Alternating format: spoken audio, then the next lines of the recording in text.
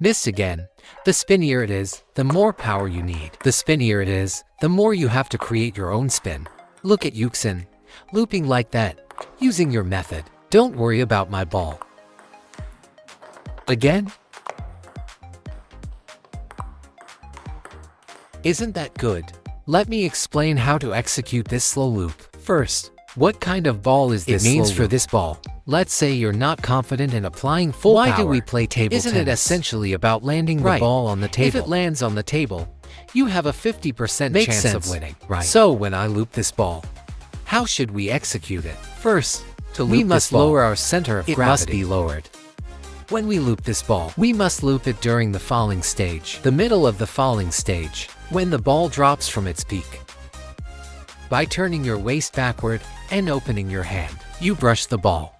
And then, what must we do? We must finish the movement with a shorter stroke. What does shorter mean? Finish it right here. Don't continue to push the ball forward with your stroke. Don't move forward anymore. If you move forward, just like moving forward too much, dragging it too much. First, it's easy to second that. You won't be able to generate the spin. So, we do this while pushing off with the legs. Driving the forearm, upper arm, forearm, and the wrist to finish the stroke on this ball. Firmly grab the ball on your blade. And how should the forearm generate power? Many people, like Bao initially felt that the forearm. He understood the forearm should contract like this, contracting back with a very large amplitude. Now, it's at the instant you contact the ball, your forearm.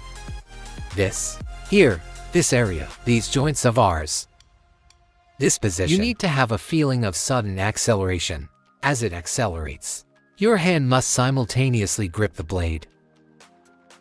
To catch this ball, this is what we call a breaking snapping sensation. Like this. Look. See, listen to this. For a no-spin ball I serve, you shouldn't. Normally, I'll tell you where to aim. For a no-spin ball, you aim it inside the table. Aim towards this rubber area of mine. Don't aim at the edge of the rubber. Just roughly this area. Okay, aim inside this area. Just aim around this vicinity. Don't aim for the end line, aim here, come on. Just this one trick, just this trick. Just loop normally. Loop your normal way. Don't be afraid to apply force. Don't be afraid to apply force. Just adjust your line of sight and your entire intended target area. Adjust that, come on. Drop it a bit lower. Loop it short. Look, see, your first bounce is always here. Can you make the arc drop here? Come on. Did you see that?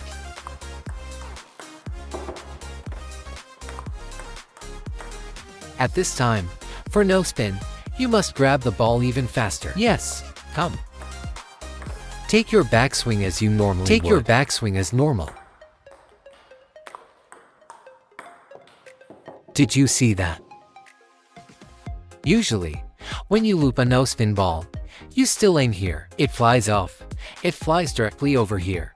So remember, when you loop a slow loop high arc, if you encounter a no-spin ball, you must aim inward. Your line of sight and feeling must aim inside the table.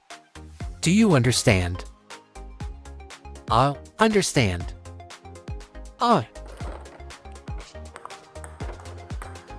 The shorter you loop, the less likely if I serve like this, you won't hit it out either. Loop, loop, loop. Drop it down, drop it down. For this, your ability isn't quite there yet. Look. Right. You need to loop short. But can you loop it short?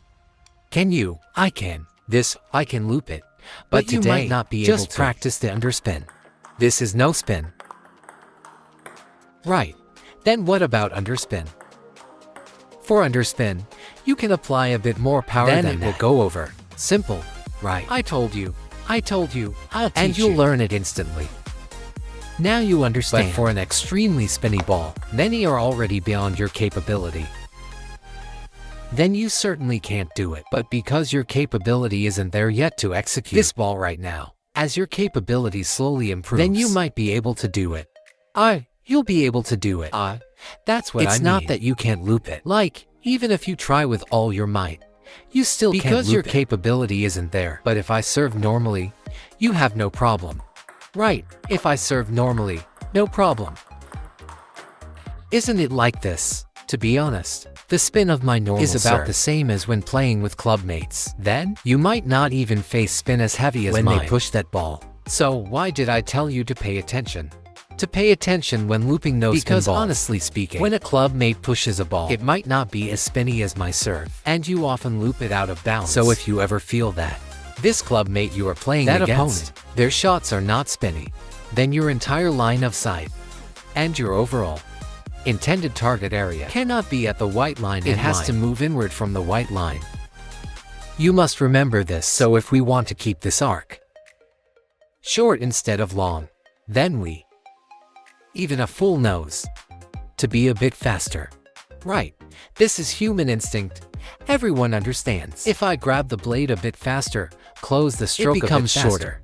If you follow a normal speed and closing grabbing speed, for example, using a normal 50% speed, it can loop over a spinny ball. But what if the ball is no spin? Then my speed needs to increase to 70%. Then this ball is looped short, and you won't hit it out of bounds.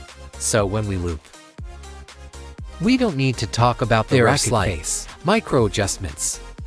Some people feel they must either lift it open the face. No need. You just make slight micro adjustments.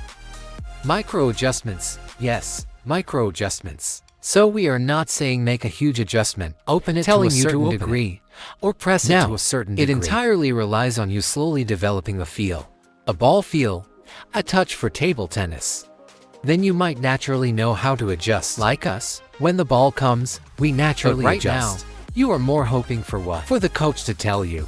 It must be exactly just like this or that. It must be done this way. Then you probably won't use your brain. You won't need to think. But table tennis is exactly the opposite. Because in table tennis, every single ball's placement, speed, and spin are different. They all require you to adjust. Understand? Why does everyone say playing table tennis develops your brain? Because it absolutely requires you to move, to use your head to play. So everyone, do you understand?